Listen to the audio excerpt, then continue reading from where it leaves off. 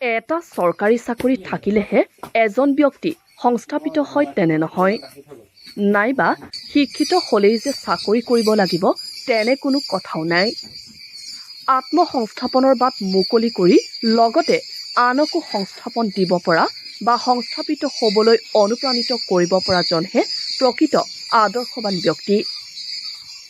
তাৰ এক জ্বলন্ত উদাহৰণ গোলাঘাট জিলাৰ মৰঙীৰ ৫ নং পুৰাৰ জংঘল গাঁৱৰ এজন শিক্ষিত যুৱক নাম বিনোদ শইকীয়া। ব্যৱসায়িক ভিত্তিত বতা চৰাই পালন কৰি নিজে স্বাৱলম্বী হ'বলৈ সক্ষম হৈছে বিনোদ শইকীয়া। নিজে বতা চৰাই পালন কৰাৰ লগতে আনকো পালন কৰিবলৈ দিহা পৰামৰ্শ আগবঢ়ায় বিনোদ শইকীয়াই।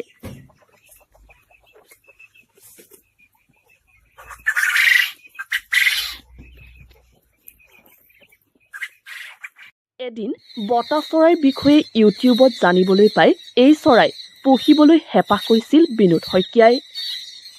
প্ৰথমে মাত্ৰ ১০০ চৰাইৰে পৰীক্ষামূলকভাৱে আৰম্ভ কৰিছিল বতা চৰাই ফাৰ্ম।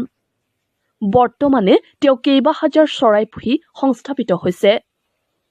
তদুপৰি তেওঁ অসমৰ বিভিন্ন ঠাইলৈ বতা চৰাইৰ পোৱালি যোগান ধৰি আহিছে। বৰ্তমান বিনোদ শইকীয়াই বতা চৰাই ফাৰ্মৰ পৰা প্ৰতিমাহে ৩০ৰ পৰা ৩৫,০০০ টকালৈকে আয় কৰিবলৈ সক্ষম হৈছে। সেয়েহে তেওঁ নিবনুৱাসকলৰ বাবে এজন আদৰ্শ যুৱক হিচাপে পৰিগণিত হৈছে।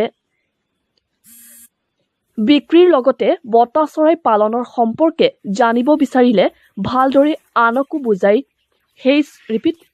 বুজাই সেই চৰাই পুহিবলৈ অনুপ্ৰাণিত কৰে। গতিকে বিনোদ শইকীয়া নিবনুৱাসকলৰ বাবে এজন আদৰ্শ যুৱক হিচাপে পৰিগণিত হৈছে। বিনোদ শইকীয়াৰ লগত প্ৰত্যক্ষ যোগাযোগৰ বাবে স্ক্ৰীণত দিয়া নম্বৰত ফোন কৰিব পাৰে। আজি এবছৰ হ'ল মই ১০০ বতা চৰাই প্ৰথম পৰীক্ষামূলকভাৱে আনিছিলোঁ।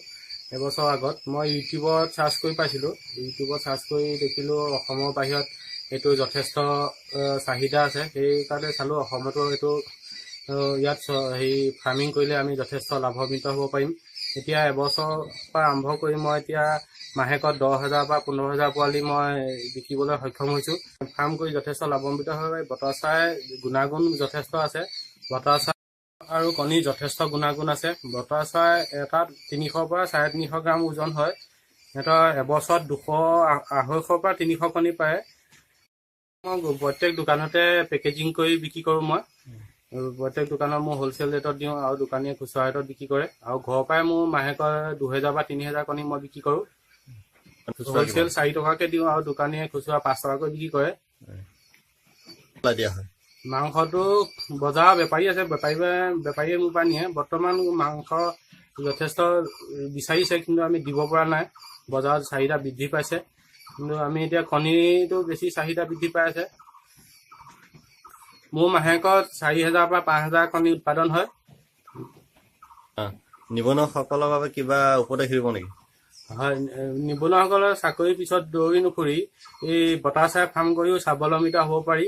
সেই তাকে মই সকলোকে অনুৰোধ জনাইছোঁ। বতা চৰাই ফাৰ্ম কৰি যথেষ্ট লাভ হয়, কাৰণ সিহঁতি ৪০ দিনত সিহঁতৰ মেচিয়ৰ হৈ যায়, খাব পৰা হয়। আৰু ৪৫ দিনৰ পৰা সিহঁতি কণী পাৰিবলৈ আৰম্ভ কৰে।